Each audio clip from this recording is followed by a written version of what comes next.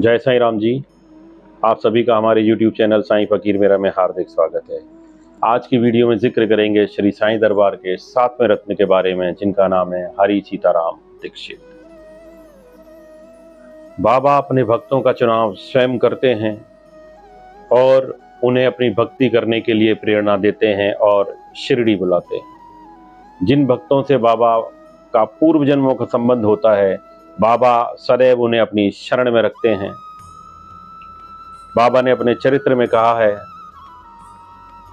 कि मैं जिस भक्त को शिरडी बुलाता हूँ वो ऐसे खिंचा चला आता है जैसे धागे में बंधी हुई चिड़िया खिंची चली आती है, चाहे उनका भक्त 1000 कोस की दूरी पर ही क्यों ना हो।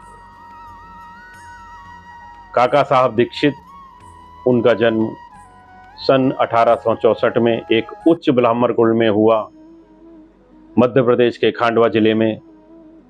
काका साहब दीक्षित शुरू से ही प्रतिभावान और होनहार छात्र थे। उन्होंने बीए किया और एलएलबी पढ़ाई करके लॉ किया और मुंबई की एक फर्म में सॉलिसिटर के पद पर कार्य किया। अपने जीवन काल में वो बहुत प्रसिद्ध और विख्यात वकील बन चुके थे। काका साहब दीक्षित मुंबई म्यूनिसिपल कमेटी के सदस्य भी रहे, मुंबई यूनिवर्सिटी के सीनेट मेंबर चुने गए और राजनीति में भी उनका रोल बहुत ही सक्रिय था। इंडियन नेशनल कांग्रेस में भी वो सदस्य निर्वाचित किए गए। सन 1906 में वो किसी कार्य के लिए एक बार इंग्लैंड गए, जहां उनके रेल यात्रा के दौरान पैर में चोट आ गई और उनका पैर क्षतिग्रस्त हो गया और वो लंगड़ा करके चलने लगे। कई सर्जरी कराने के बाद भी वो ठीक नहीं हो पाए। उन्होंने अपने मित्र नाना साहब चांदोरकर को अपने घर बुलाया और अपना सारा हाल बताया, तो चांदोरकर जी ने कहा कि अब एक ही उपाय श्रेष्ठ है कि आपको श्री साईं बाबा की शरण लेनी चाहिए। अपने काउंसिल के चुनाव के मद्देनजर काका साहब दीक्षित अहमदनगर आए, जहां बाबा के परम भक्त सरदार काका साहब मीरकर जी रहा करते थे। वो उनके घर आए तो उन्होंने एक बाबा का बड़ा सा चित्र देखा और बाबा के चित्र को देख करके उन्हें बड़ी शांति और सुकून का अनुभव हुआ। बाबा भक्तों को कैसे अपने पास शिरडी बुलाते हैं। इधर श्यामा जी की सासू माँ भी, उनकी स्थिति गंभीर थी। बाबा ने उन्हें कहा कि तुम्हें जाओ और उनके दर्शन करने चाहिए। इधर मीरकर जी और श्यामा जी की एक साथ मुलाकात हुई और मीरकर जी ने कहा कि काका साहब दीक्षित को बाबा के पास लेकर जाइए। सन 1909 में पहली बार काका साहब दीक्षित श्यामा जी के साथ बाबा के दरबार में उपस्थित हुए। बाबा की प्रथम झलक को देखकर ही काका साहब दीक्षित भाव विभोर हो गए। उनके नेत्रों से अश्रुधारा प्रवाहित होने लगी और उनका मन पूर्ण शांत हो गया। उनके जीवन में ऐसा पहली बार हुआ था। अब जब भी समय मिलता काका साहब दीक्षित बार बार शिरडी आते। काका साहब दीक्षित जब बार बार शिरडी आने लगे तो उन्होंने बाबा से आज्ञा मांगी कि बाबा मैं आपकी आज्ञा से एक वाड़ा बनवाना चाहता हूँ। बाबा ने आज्ञा दी और 5 महीने में ही वाड़ा बनकर तैयार हो गया, जिसका नाम रखा गया दीक्षित वाड़ा। आज जब शिरडी मंदिर परिसर में आप जाते हैं, जहां श्री साईं बाबा का संग्रहालय म्यूजियम बना हुआ है, वही दीक्षित वाड़ा है। काका साहब दीक्षित चोटग्रस्त होने के कारण लंगड़ा करके चला करते थे, तो बाबा ने उनका प्यार से नाम रखा लंगड़ा काका।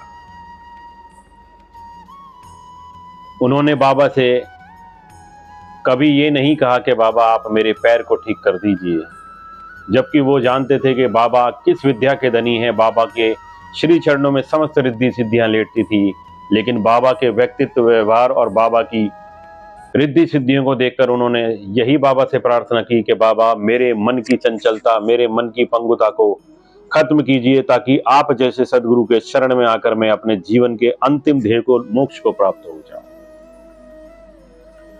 श्री साईं चरित्र में बाबा की बहुत सारी ऐसी लीलाएं हैं जो काका साहब दीक्षित से जुड़ी हैं। एक वीडियो के अंदर उनकी सभी लीलाओं को संकलन करना असंभव सा प्रतीत होता है, इसलिए मैं आपको कुछ चुनिंदा लीलाएं उनकी सुनाऊंगा। श्री साईं चरित्र के 4थे अध्याय में एक बार बाबा ने नाम सप्ताह का कार्यक्रम रखा और दासगणु महाराज नाम सप्ताह कर रहे थे और कीर्तन भाव विभोर होकर नृत्य चल रहा था। तो दासगणु महाराज ने कहा कि बाबा क्या भगवान विट्ठल प्रकट होंगे नाम सप्ताह के अंतिम दिन? तो बाबा ने कहा अगर भक्तों में तीव्र भक्ति भावना होगी तो भगवान विट्ठल को आना ही होगा। जब नाम सप्ताह का अंतिम दिन आया तो काका साहब दीक्षित अपने कमरे में बैठे बाबा का ध्यान और भजन कर रहे थे। अचानक ही उनके ध्यान में भगवान विट्ठल प्रकट हो गए। दोपहर को उन्होंने जाकर बाबा से कहा कि बाबा मेरे को, जैसे ही उन्होंने ये कहना शुरू किया और बाबा ने तभी कहा क्यों विट्ठल पाटिल आए थे ना, भगवान विट्ठल को दृढ़ता से पकड़ लो, वो बहुत चंचल हैं, वो निकल जाएंगे। और द्वारका माई में फिर से उन्हें भगवान विट्ठल के दर्शन हुए बाबा के स्वरूप में। तभी एक चित्र बेचने वाला जैसे दर्शन उन्हें हुए थे भगवान विट्ठल का चित्र लेकर के आया तो उन्होंने वो चित्र खरीद लिया और वही भगवान विट्ठल का चित्र आज भी उनके घर में स्थापित है। श्री साईं चरित्र 23वें अध्याय में बाबा की एक बड़ी सुंदर लीला है जिसमें भक्त ने अपने आप को बाबा के चरणों में पूर्ण समर्पित कर दिया। काका साहब दीक्षित तन मन धन से बाबा के चरणों में समर्पित हो चुके थे। उनकी भक्ति बाबा के अंदर पूर्ण तरह से दृढ़ हो चुकी थी। बाबा ने उनकी परीक्षा के लिए एक लीला रची।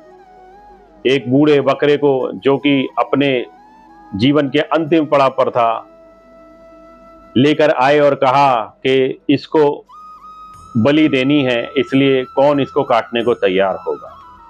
बाबा के साथ बड़े बाबा बैठा करते थे। बाबा ने उनको कहा कि आप इसकी बलि दीजिए बकरे की। तो बड़े बाबा ने कहा बलि देना व्यर्थ है। फिर बाबा ने श्यामा जी को कहा कि श्यामा क्या तुम इस बकरे की बलि दोगे? श्यामा गए और वाड़े से जाकर राधा कृष्ण माई से चाकू मांग कर लाए, लेकिन जब उन्हें पता लगा कि इससे बलि दी जाएगी बकरे की तो माई ने वो चाकू वापस मंगा लिया। फिर बाबा ने आदेश दिया, श्यामा जी अपने घर गए लेकिन बहुत देर तक घर से बाहर ना आए। तो बाबा ने अपने परम शिष्य काका साहब दीक्षित को कहा कि क्या तुम इसकी बलि दोगे? काका साहब दीक्षित ने चाकू उठाया और उसके गर्दन पे जैसे ही वार करने वाले थे बाबा ने कहा ठहरो, क्या तुम्हें लज्जा नहीं आती? तुम एक उच्च ब्राह्मण कुल के अंदर पैदा हुए हो और एक घृणित कार्य करने जा रहे हो, बकरी की बलि देना। तो काका साहब दीक्षित ने श्री साईं बाबा के सम्मान में बहुत बड़ी बात कही कि हे प्रभु, हमें नहीं मालूम कि इसे मारना उचित होगा या अनुचित हो गया। हम तो केवल अपने सदगुरु की आज्ञा का पालन कर रहे हैं। आप ही हमारे लिए ब्रह्मा है, आप ही विष्णु है और आप ही नारायण है, इसलिए आपके शब्द हमारे लिए ईश्वर के शब्द हैं।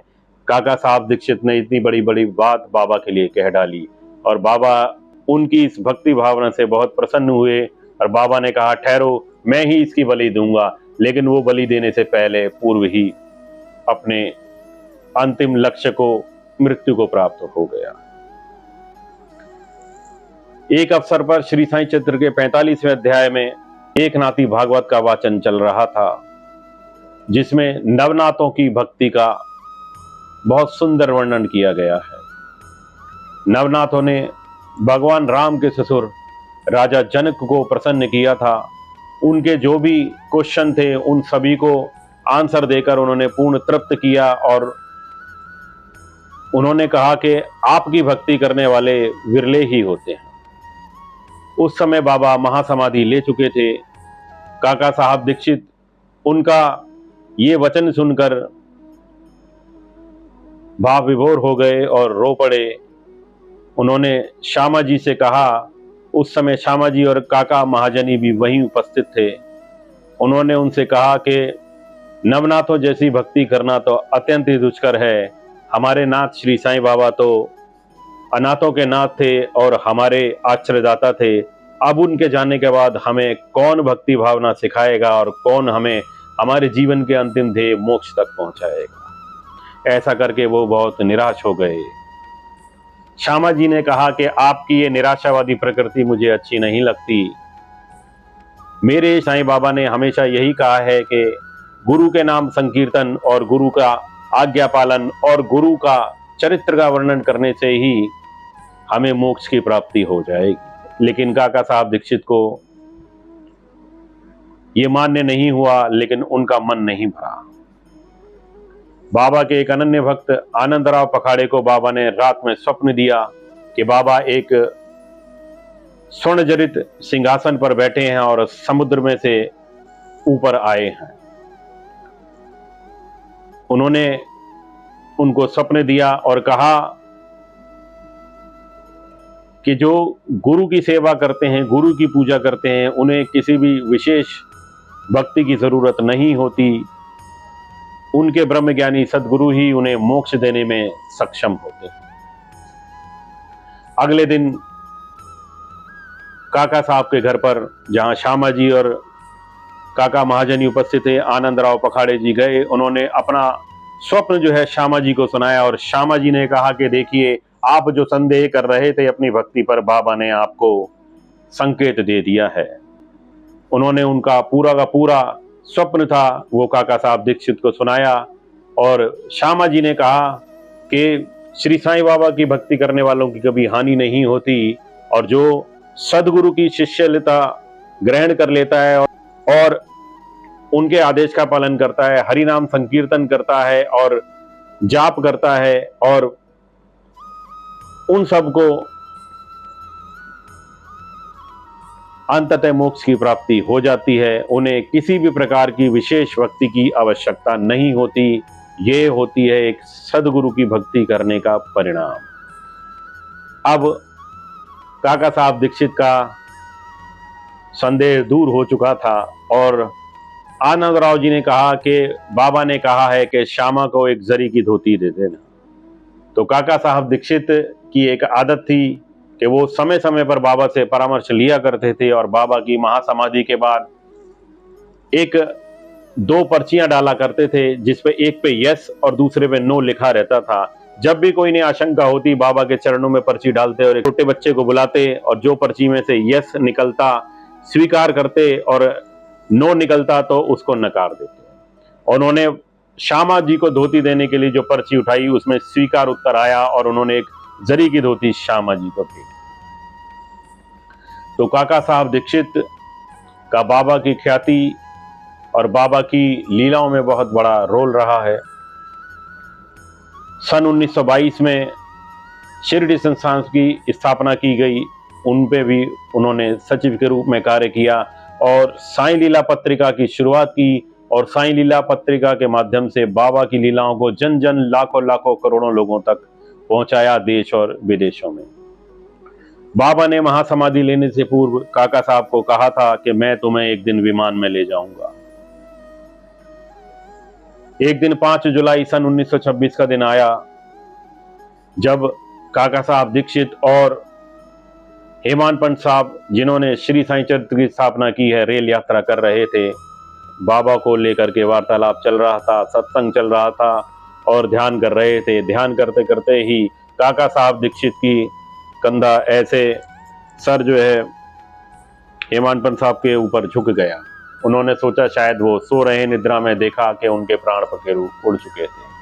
बाबा का नाम लेते लेते उन्होंने अपना शरीर का परित्याग कर दिया और बाबा में ब्रह्मलीन हो गए। 5 जुलाई 1926 को जब उन्होंने अपने शरीर को त्यागा, उस दिन एकादशी का दिन था और हमारे हिंदू शास्त्रों में ऐसा कहा जाता है कि जो एकादशी वाले दिन मृत्यु को प्राप्त होता है उसे भगवान नारायण के गण लेने आते हैं और वो नारायण जी के लोक में वास करता है और जो भगवान नारायण के साथ रहता है उसको तो सद्गति प्राप्त होना और मोक्ष प्राप्त होना सहज ही है। इसलिए बाबा ने बिल्कुल सही कहा था कि जो सदगुरु की भक्ति करते हैं, सदगुरु का नाम लेते हैं, उन्हें किसी भी विशेष प्रकार की भक्ति करने की आवश्यकता नहीं होती। इसलिए कहा गया है, कलयुग केवल नाम आधारा, सुमर सुमर नर उतर ही पारा। तो ये थे श्री काका साहब दीक्षित साईं दरबार के 7वें रत्न। अगले गुरुवार आपसे फिर मुलाकात होगी, बाबा के 8वें रत्न के बारे में बताऊंगा। तब तक के मेरी वीडियो को शेयर कीजिए, लाइक कीजिए और जन जन तक पहुंचाइए। मेरा कार्य सिर्फ यही है कि मैं बाबा की लीलाओं को लोगों तक पहुंचा सकूं। बाबा की सेवा पूजा तो लाखों करोड़ों लोग करते हैं, लेकिन बाबा के विषय में हजार भक्त भी नहीं जानते। इसी से प्रेरणा लेकर के मैं बाबा की लीलाओं को जन जन तक पहुंचा रहा हूं। अगले गुरुवार आपसे फिर मुलाकात होगी, तब तक के लिए आज्ञा दीजिए। ओम साई राम, जय साई राम।